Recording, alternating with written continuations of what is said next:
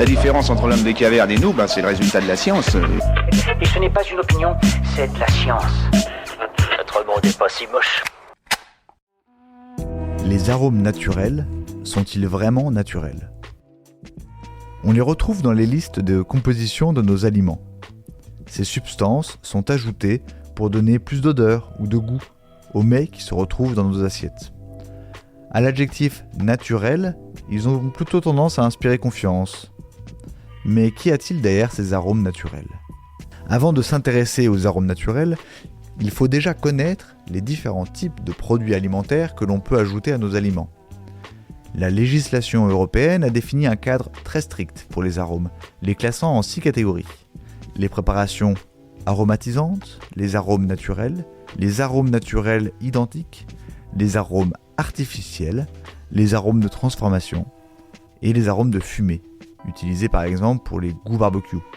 Les arômes naturels identiques sont identiques aux arômes naturels mais produits par la chimie, explique Frédéric Poitou, ingénieur et docteur en sciences, fondateur de la société Quocentis spécialisée dans les arômes. Ce sont donc des arômes de synthèse, on copie la molécule. Un arôme naturel identique n'a donc plus grand chose de naturel. Les 3 autres types d'arômes, artificiels, de transformation ou de fumée, sont eux aussi artificiels.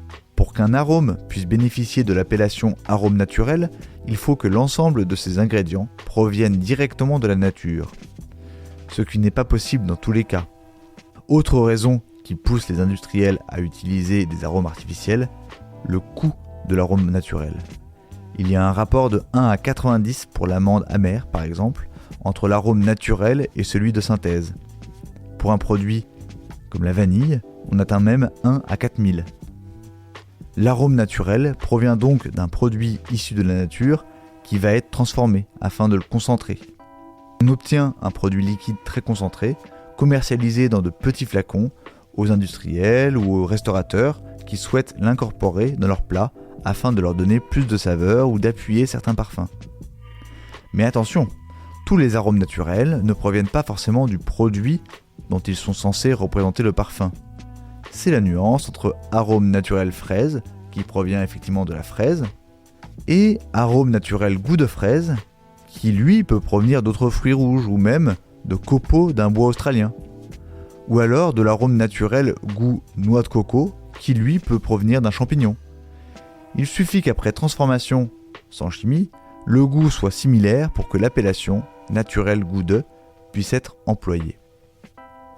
Dans le cas de l'arôme naturel goût de fleurs d'oranger, on trouve souvent en plus des fleurs, des feuilles d'oranger et souvent de l'orange, détaille par exemple Frédéric Poitou.